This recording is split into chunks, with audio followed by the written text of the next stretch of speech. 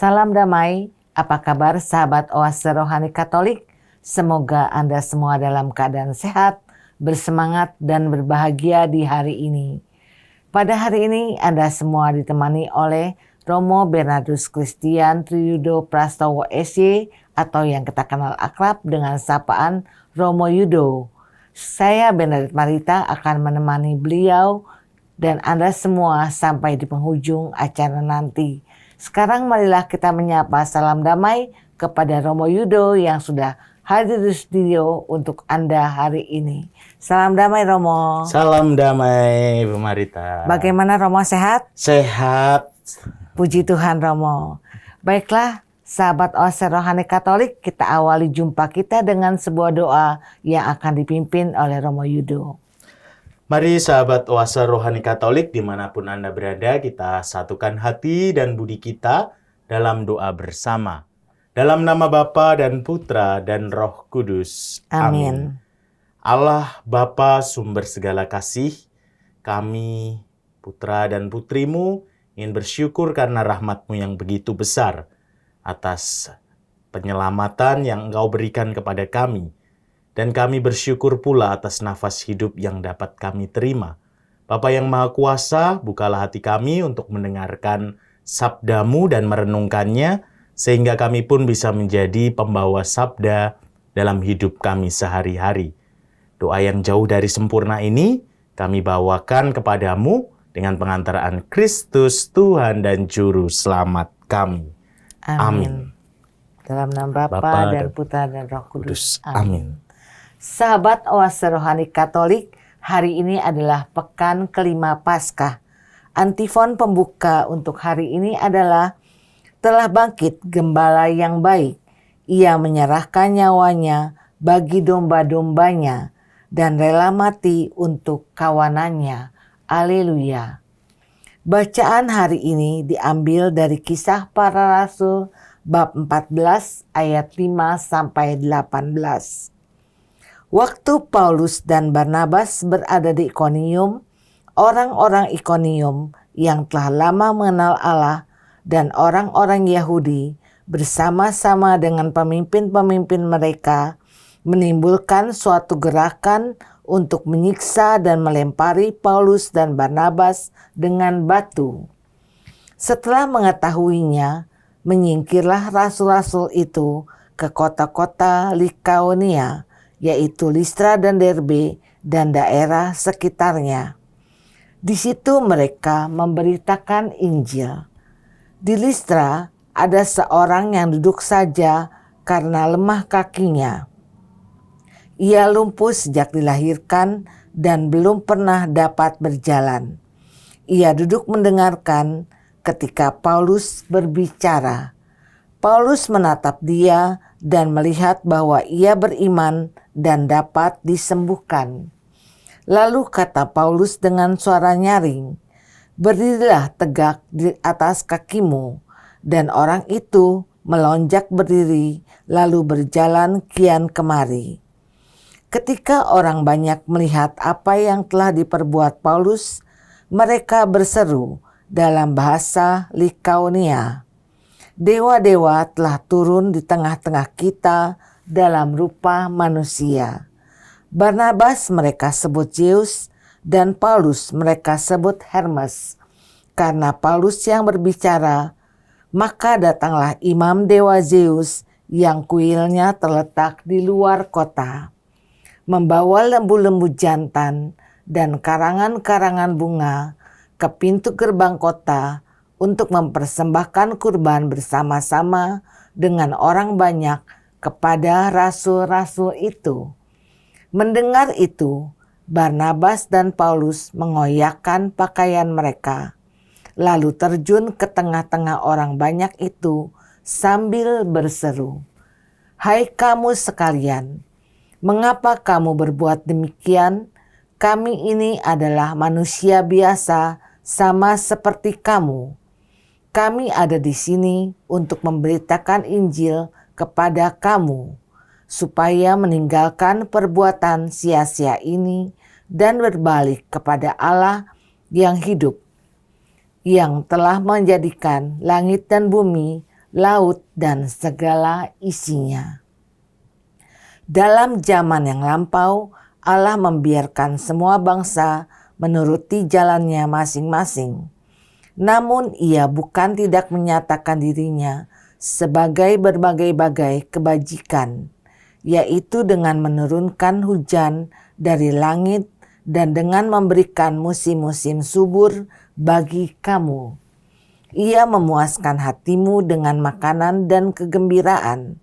Walaupun rasul-rasul itu berkata demikian, namun hampir-hampir tidak dapat mereka mencegah orang banyak mempersembahkan kurban kepada mereka.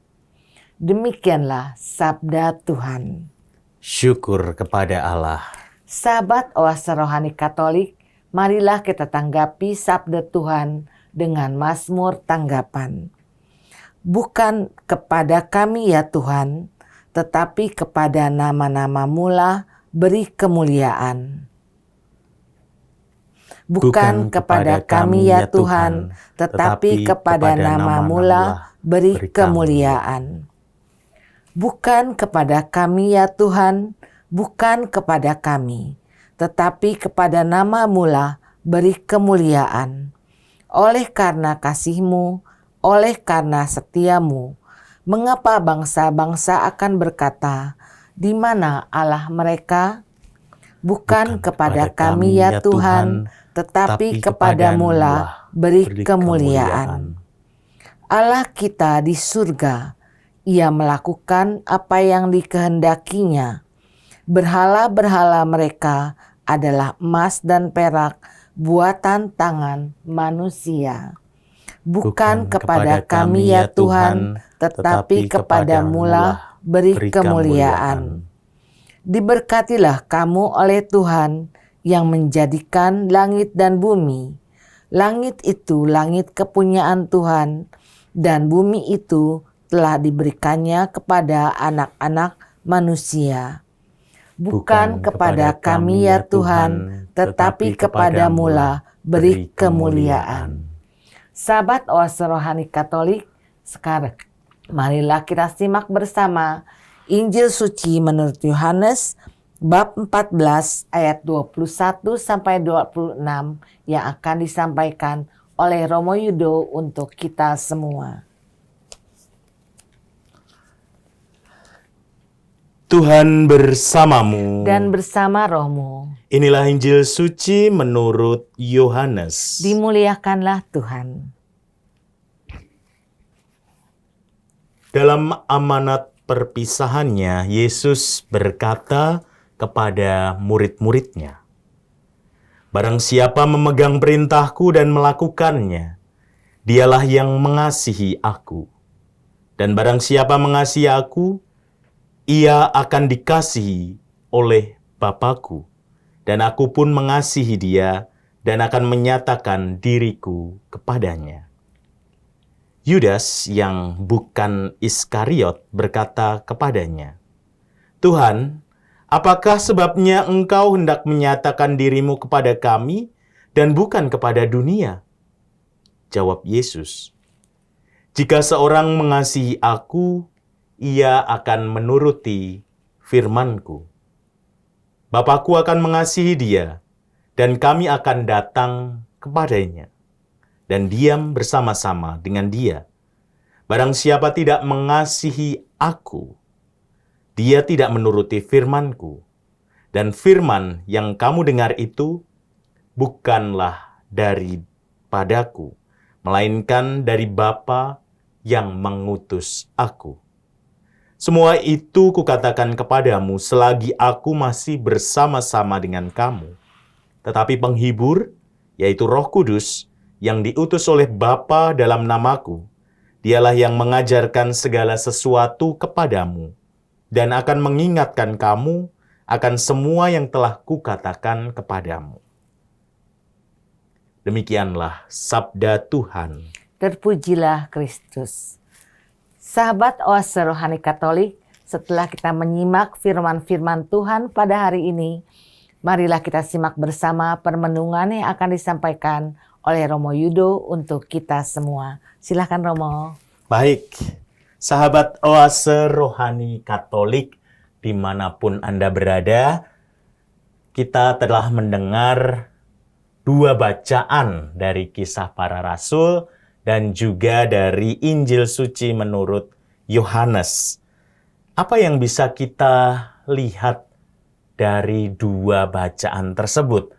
Menurut renungan saya mendapat satu tema yang bisa kita lihat bersama, yaitu tentang menjadi pembawa sabda Tuhan dalam hidup sehari-hari. Seringkali kita memahami menjadi pembawa sabda itu berarti kita harus ngomong sesuatu tentang sabda Tuhan, membawa-bawa apapun kitab suci, kemanapun berkoar-koar. Kadangkala kita memahami itu. Tetapi menjadi pembawa sabda Tuhan tidaklah harus seperti itu. Dan bukan koar-koar, bukan terus mengutip kitab suci, apapun yang kita katakan selalu harus dengan dasar kitab suci atau kutipan kitab suci, tidak harus juga. Tetapi menjadi pembawa sabda itu yang perlu kita pahami adalah kita mau untuk menjalani hidup kita atas dasar sabda Allah. Terutama dalam cara kita untuk berpikir yang tidak sempit tetapi luas, dalam cara kita berbicara yang menawarkan damai ataupun solusi-solusi, bukan malah menawarkan masalah, cara kita bertindak yang sederhana yang mengutamakan kasih daripada dendam. Tentu itu yang pertama. Dan yang kedua adalah terbuka pada relasi dengan Yesus, terutama dalam doa dan ekaristi. Karena dalam doa dan ekaristi itu kan kita mengalami perjumpaan langsung dengan Yesus sendiri sebagai sumber dari sabda itu. Dan yang ketiga, tentu mau mendengarkan apa yang menjadi seruan Roh Kudus, sapaan Roh Kudus yang ingin menuntun hidup kita, entah dalam kegembiraan ataupun ketika kita mengalami pergulatan. Tentu ini butuh keheningan. Artinya, saya hanya ingin mengatakan kepada kita semua bahwa siapapun kita, apapun profesi kita, kita semua itu tetap bisa menjadi pembawa sabda Tuhan, terutama lewat cara kita bicara, cara kita bertindak, cara kita merasa. Tidak perlu ragu ataupun takut kalau kita tidak bisa. Ataupun kita harus, saya harus belajar dulu supaya jadi pembawa. Kita menjalani kehidupan dengan mengolahnya, nah itu bisa menjadi sarana. Arahnya kemana menjadi pembawa sabda itu? Arahnya supaya kasih Allah itu semakin nyata dan semakin dikenali oleh banyak orang. Maka inilah yang disebut sebagai rahmat baptisan yang kita terima, yang memampukan kita untuk melaksanakannya. Dan memang itu tugas perutusan kita setelah kita dibaptis, apalagi setelah kita dikuatkan dengan sakramen Krisma. Maka dengan baptisan, logikanya kan kita itu diperbarui, kita itu diselamatkan. Maka sebagai wujud syukurnya, berarti kita juga berani membawa syukur itu di dalam kehidupan. Analoginya mudahnya, kalau kita diberi sesuatu oleh orang lain dan kita itu sangat berterima kasih atas itu, ada sesuatu timbal baliknya. Nah, itulah yang disebut logika bagaimana ketika kita dibaptis diselamatkan, maka setelah dibaptis kita memberikan ikut serta dalam karya keselamatan itu. Nah, sekarang kita bisa belajar dari bacaan-bacaan yang tadi kita dengar. Kalau tadi itu adalah tema umumnya, kita secara spesifik sekarang belajar dari bacaan pertama. Tadi dalam bacaan pertama kita mendengar kisah Paulus dan Barnabas ya, Bu. Yang dimana mereka mengabarkan Injil terutama di beberapa daerah. Ikonium diusir, lalu ke Listra, ke Derbe dan daerah sekitarnya. Tentu kita semua tahu siapa Paulus dan Barnabas. Paulus adalah orang yang sebelumnya membenci pengikut Kristus, bahkan menganiaya. Tetapi karena pengalaman di Damsyik, dia disapa oleh Yesus. Dan dari situ timbullah metanoia, perubahan cara hidupnya. Ia memperbarui dirinya sebagai murid Kristus dengan belajar banyak hal dari pengalaman lalu ikut serta dalam pewartaan Injil. Sedangkan Barnabas adalah pribadi yang berjumpa dengan Paulus ini ketika Paulus berkunjung ke Yerusalem. Dan Barnabas ini ditemani oleh Paulus dalam cara hidup orang jemaat perdana. Sehingga Barnabas itu kemudian memperkenalkan Paulus kepada para rasul yang sebelumnya membenci Paulus. Nah, karena Barnabas lah Paulus ini bisa diterima oleh para rasul dan kemudian keduanya ini bisa saling melengkapi sebagai pewarta sabda. Apa yang bisa kita lihat dari pengalaman itu? Yang pertama, saya melihat bahwa baik Paulus maupun Barnabas itu mereka didasari oleh sebuah syukur karena diselamatkan. Mereka bukan berasal dari keluarga yang saleh, tetapi mereka itu dalam pengalaman disapa, diselamatkan oleh Tuhan. Dan pengalaman ini yang menguatkan mereka untuk bisa mewartakan ke daerah-daerah yang belum mengenal Kristus. Tentu ini cara zaman itu yang kontekstual. Nah, dari pengalaman Paulus dan Barnabas ini saya kira kita bisa belajar bahwa pengalaman syukur karena disapa, diselamatkan, itu menjadi dasar kita untuk bertindak.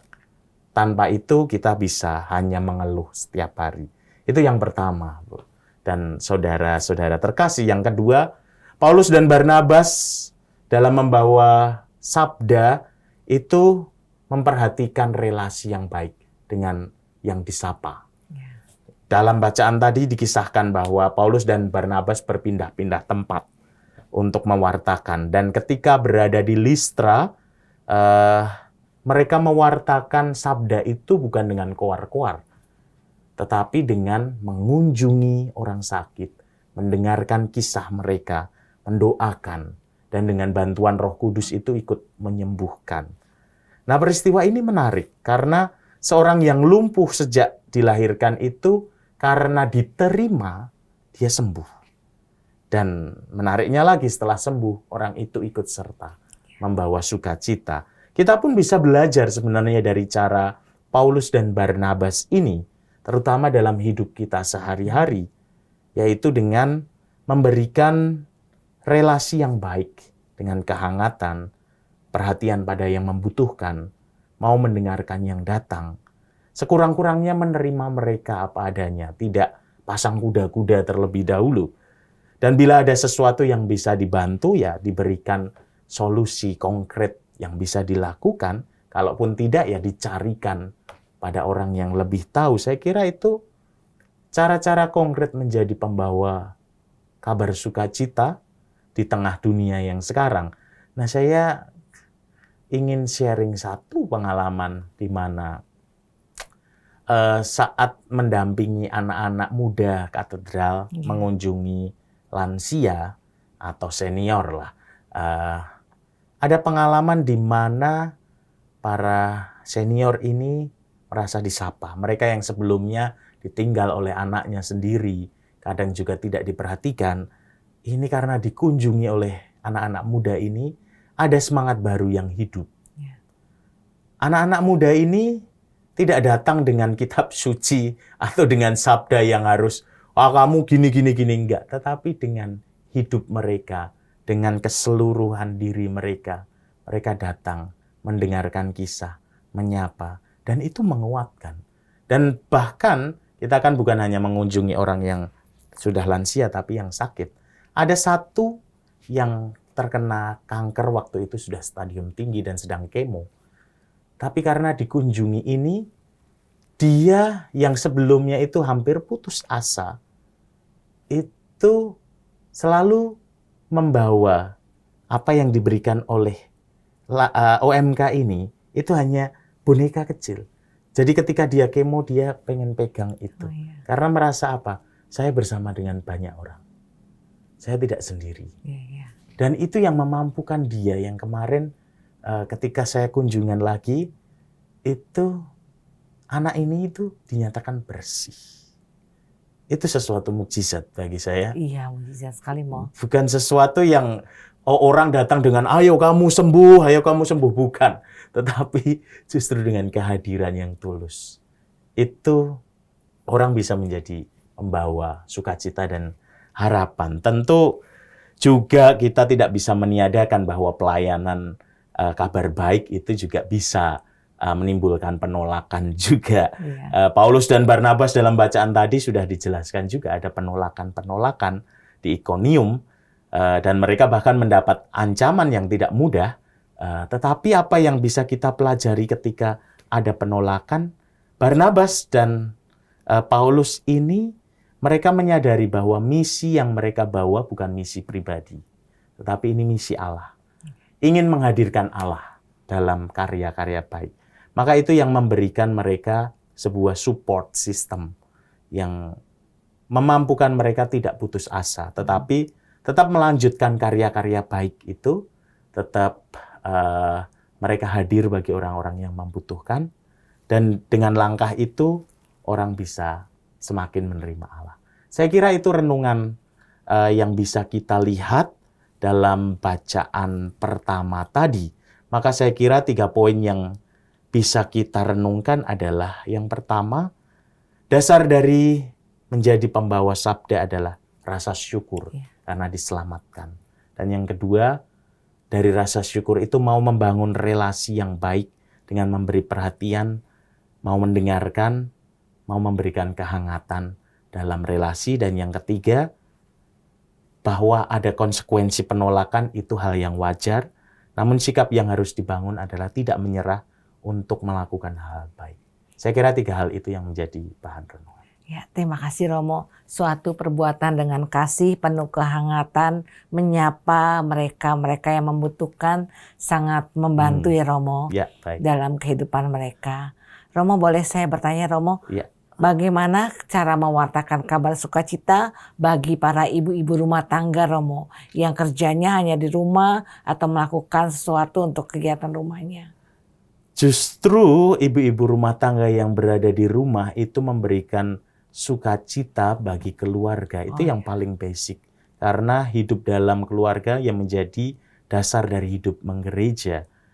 Ketika ibu-ibu melakukan sesuatu pekerjaan yang di rumah dan membawa sukacita bagi anak, bagi suami, bagi setiap orang yang berada di dalamnya, itu memberikan sukacita yang akan dibagikan pula oleh anak-anak ketika di sekolah, mungkin oleh suami ketika di kerja. Dengan catatan ini ibu-ibu rumah tangga ya, yang berada di rumah tangga tanpa ada misalnya pekerjaan lain Iya, itu. nggak ada pekerjaan ya. Jadi ia memberikan sesuatu dengan itu. Caranya ya itu membagikan sukacita dalam pekerjaan sebagai ibu rumah tangga dengan penuh ketulusan. Ya, terima kasih Romo. Baiklah sahabat Oase Rohani Katolik, mari kita resapkan dalam hati sanubari permenungan di bagian pertama ini. Dan kami akan kembali setelah jeda berikut ini.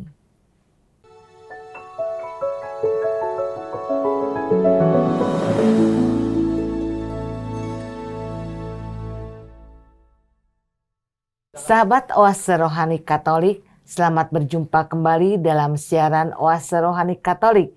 Masih ada bersama Anda Romo Bernardus Christian Triyudo Prastowo SY, atau yang kita kenal akrab dengan sapaan Romo Yudo, dan saya Pendeta Marita masih menemani beliau.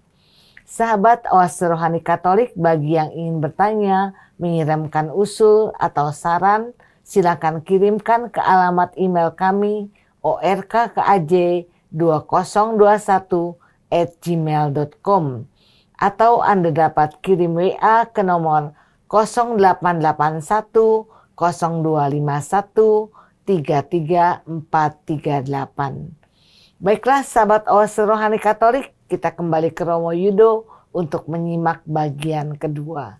Romo, bagaimana? Apakah Romo bisa mengulang sedikit yang bagian pertama agar para pendengar yang baru bergabung bisa menyimaknya Romo? Baik, terima kasih. Jadi pada bagian pertama tadi kita merenungkan bagaimana pengalaman syukur itu menjadi dasar kita sebagai pembawa sukacita dan harapan atau pembawa sabda dalam hidup sehari-hari. Dari pengalaman syukur karena diselamatkan, disapa, itu memampukan kita untuk mau membangun relasi yang hangat, memberi perhatian pada yang membutuhkan, entah dalam lingkup keluarga, dalam lingkup masyarakat, ataupun lingkungan, mau mendengarkan yang datang. Itu sebagai cara hidup kita sebagai pembawa sabda, dan akhirnya juga kita perlu menyadari langkah-langkah baik, cara-cara baik itu tidaklah selalu mulus. Ada penolakan, ada mungkin situasi yang sulit, fitnah, dan lain-lain di tengah situasi yang beragam di masyarakat. Itu sesuatu yang harus kita sadari, tetapi kita perlu ingat bahwa menjadi pembawa sabda, kita berarti membawa kasih Allah, bukan misi kita pribadi. Itu yang akan memampukan kita supaya kita tidak mudah putus asa, tetapi terus melanjutkan hal-hal baik. Ya, terima kasih Romo. Romo, bagian kedua ini Romo ingin menyampaikan apa kepada sahabat Oase Rohani Katolik? Baik, dalam bagian kedua ini, kalau tadi bagian pertama sudah dilihat dasarnya, sudah dilihat arahnya, cara hidupnya, yang kedua ini lebih kalau dilihat dalam bacaan Injil tadi, bagaimana kita bisa memeliharanya. Nah, itu mungkin yang akan menjadi cakupan atau pokok bahasan dalam bagian kedua. Dalam Injil Yohanes tadi dikatakan dengan sangat baik ini. Barang siapa mengasihi aku, ia akan dikasihi oleh Bapa-Ku, dan aku pun akan mengasihi dia, dan aku akan menyatakan diriku kepadanya. Kalau kita lihat kata-kata ini dari Yesus ingin mengatakan bahwa ketika kita mengasihi Yesus, kita pun juga akan dikasihi oleh Bapa. Dan Yesus juga akan menampakkan karyanya yang nyata dalam hidup kita, terutama lewat karya-karya baik kita. Dengan kata lain juga, bahwa kasih yang tulus yang didasarkan pada misi Allah sendiri, itu juga akan membawa dampak yang berkelanjutan. Bila kita membawa kasih tulus itu tanpa ada katakanlah pretensi atau keinginan untuk keuntungan pribadi atau kelompok, orang juga biasanya akan merasakan kasih itu. Dan ketika orang sungguh mengalami itu, orang akan melanjutkan kasih itu. Dan disitulah yang disebut sebagai pewartaan sabda yang terus menerus. Seperti peristiwa yang dialami oleh orang lumpuh dalam bacaan pertama tadi, bahwa ia dikunjungi oleh Paulus dan Barnabas, lalu didengarkan keluh kesahnya, lalu ditemani pergulatannya. Dan dari situ mulailah muncul harapan dan lain-lain. Dan itu yang menyembuhkan dia. Dan orang itu kemudian juga ikut melanjutkan karya baik dari Paulus dan Barnabas itu, terutama untuk menemani. Nah, ini kan pengalaman kasih yang terus beruntun. Dalam hidup sehari-hari mungkin kita juga bisa melihat pengalaman hidup kita, atau tadi kalau pengalaman OMK mengunjungi lansia dan orang sakit, saya kira mereka ketika saya tanya ulang mengalami kasih itu merasakan kehadiran Allah yang tulus lewat orang-orang muda yang berkunjung karena disapa dan lain-lain. Dan itu yang memampukan mereka juga kemudian ketika mereka datang ke lingkungan, datang ke gereja, mereka sudah membawa syukur itu. Dan itu muncul dari raut wajah mereka yang bukan lagi suntuk, bukan lagi penuh kegelisahan, tetapi sudah penuh kecerahan. Dan itu kan membawa sukacita bagi banyak orang. Nah, saya kira itu yang ingin disebutkan oleh bacaan Injil tadi. Ketika kita mengasihi secara tulus, Allah pun juga mengasihi kita. Dan Allah juga memampukan kita untuk melakukan hal yang lebih sehingga kasih itu semakin menyebar luas. Maka mari kita terus berbuat baik dengan dengan terus saling hadir, membantu, menolong, menghargai, karena disitulah kerajaan Allah yang adalah kasih itu bisa semakin dikenali oleh banyak orang. Mengapa kita juga pertanyaannya sekarang adalah perlu untuk terus melakukan itu? Karena Yesus menjawab di dalam bacaan tadi, Dia dan Allah mengutus Roh Kudus untuk menemani. Maka kita perlu terbuka pada Roh Kudus itu. Mengapa perlu terbuka? Nah, Yesus mengatakan begini, penghibur yaitu Roh Kudus yang akan diutus oleh Bapa dalam namaku. Dialah yang akan mengajarkan segala sesuatu kepadamu dan akan mengingatkan kamu akan semua yang telah kukatakan kepadamu. Maka di sini ada peranan besar dari Roh Kudus itu. Apa saja peranan Roh Kudus dalam hidup gereja? Yang pertama, Roh Kudus itu mengajarkan sesuatu kepada kita dan mengingatkan akan ajaran Yesus yang ada. Kita seringkali lupa akan Injil, mungkin jarang membaca Injil atau mendengarkan karena tidak ikut Ekaristi dan lain-lain. Yang masih ikut Ekaristi masih bisa mendengarkan. Seringkali kita lupa akan hal itu, tetapi peranan Roh Kudus itu adalah mengingatkan kita akan apa yang menjadi fokus ajaran dari Yesus. Kalau orang dibaptis, orang sudah menerima krisma, biasanya ada di dalam hatinya teguran-teguran, semacam pengingat, orang diingatkan, ini loh, ini loh. Jadi ada sesuatu dalam diri orang yang selalu ditumbuhkan, terutama kesadaran akan kasih itu sendiri. Dan itulah peranan Roh Kudus, karena Santo Paus Yohanes Paulus II pernah mengatakan dalam ensiklik Dominum et Vivicantem tentang Tuhan pemberi hidup dan Roh Kudus yang akan menjadi penolong para rasul dan gereja yang selalu hadir di tengah-tengah mereka meskipun tidak kelihatan, sebagai guru kabar baik yang sama yang telah diwartakan oleh Kristus. Dan Roh Kudus itu hadir di dalam hati kita, mengingatkan kita pada momen-momen tertentu. Maka Paus Yohanes Paulus II, Santo Yohanes Paulus II ini mengatakan beri waktu untuk mendengarkan Roh Kudus karena ia tinggal di dalam dirimu dengan rahmat, sakramen baptis dan krisma. Dia melingkupi dirimu. Tinggal bagaimana kita membuka hati kita untuk diingatkan akan ajaran Kristus. Itu peranan yang pertama. Yang kedua, Roh Kudus itu menghibur dalam kesulitan sehingga kita tidak mudah putus asa. Dan ini yang dialami oleh Paulus dan Barnabas. Kalau kita membaca bacaan pertama, lalu membayang-bayangkan Paulus dan Barnabas yang ditolak oleh orang-orang yang ingin dia kunjungi, ingin dia sapa, bahkan dia difitnah dan hampir dibunuh, itu kan kita bisa membayangkan mereka mengalami frustrasi yang luar biasa, tidak mudah. Kita pun misalnya ya, mau membantu orang tetangga kita, itu kadangkala tetangga itu menolak, wah ini pasti kristenisasi nih.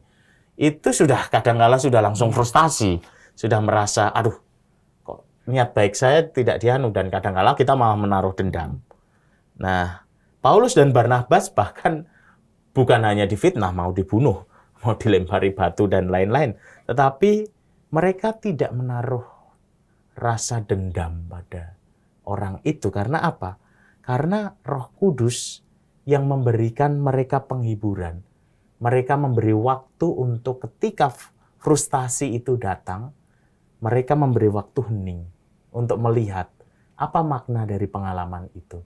Mereka mulai mengevaluasi diri mereka, bagaimana cara mereka berbicara, cara mereka bertindak, sehingga ada sebuah evaluasi diri.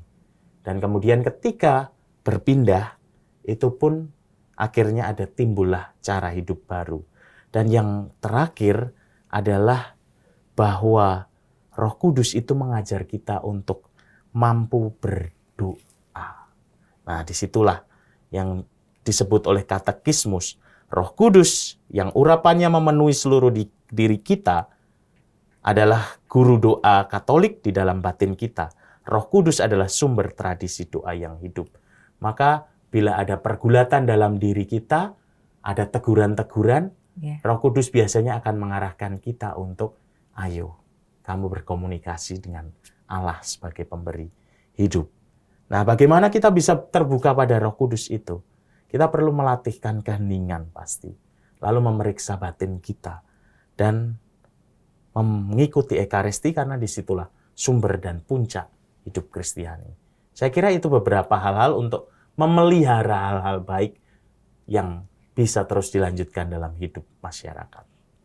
Terima kasih Romo. Romo, kita kan memerlukan keheningan seperti Romo katakan tadi. Bagaimana cara kita melatih keheningan itu, Romo? Melatihkan keheningan itu ya mau nggak mau kita menyediakan waktu. Tidak ada cara lain. Kita harus berani untuk sehari misalnya, oke, kita tentukan saya bisa hening 2 menit. Hening 2 menit. Latihan hening itu kan latihan sebenarnya. Tidak bisa langsung, wah saya mau 1 jam, nggak bakal bisa. Tetapi 2 menit dulu, hanya untuk diem. Kalau sudah itu, mulai fokus ke mungkin 5 menit untuk misalnya mengaktifkan panca indera kita.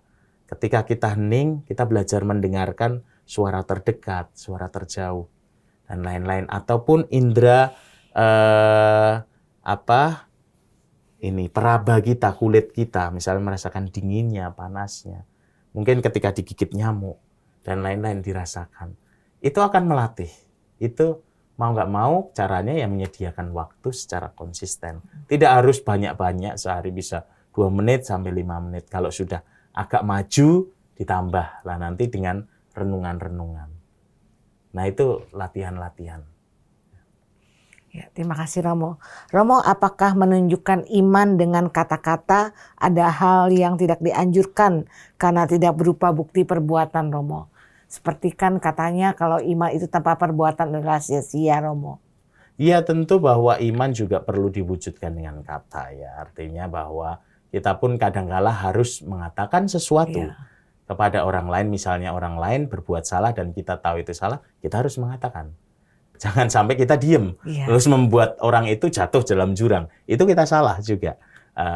Memang idealnya adalah kata dan tindakan itu selalu searah. Tetapi bahwa kalau dikatakan hanya kata saja juga salah, hanya perbuatan saja juga kurang lengkap, maka memang harus melengkapi keduanya. Saya kira gitu. Harus kata-kata dan sertai dengan perbuatan yang baik ya Romo. Ya. Terima kasih Romo. Baiklah sahabat Oase Rohani Katolik, dengan demikian usahlah jumpa kita hari ini bersama Romo Bernardus Christian Triyudo Prastowo SY dan saya Bernadette Marita. Kami mohon pamit di ruang Anda. Kami mengucapkan salam damai, tetap semangat dan tersenyum. Kita akan tutup jumpa kita dengan doa penutup dan berkat Tuhan melalui Romo Yudo. Mari sahabat Oase Rohani Katolik, kita akhiri dengan doa dan berkat Tuhan. Dalam nama Bapa dan Putra dan Roh Kudus. Amin. Ya Allah Bapa yang Maha Kuasa, Engkau telah menunjukkan kepada kami mengenai perutusan kami sebagai pembawa sukacita dalam hidup sehari-hari. Dampingilah dan utuslah Roh Kudus-Mu, sehingga kami pun bisa semakin setia menjalankan perutusan itu. Dimuliakanlah Engkau kini dan sepanjang masa. Amin. Tuhan bersamamu. Dan bersama rohmu. Semogalah yang Maha Kuasa senantiasa hadir, membimbing, melindungi, dan menyertai kita, Bapa dan Putra dan Roh Kudus. Amin. Amin. Terima kasih Romo. Sama-sama. Baiklah sahabat Oase Rohani Katolik, sampai jumpa di siaran Oase Rohani Katolik berikutnya. Tuhan memberkati.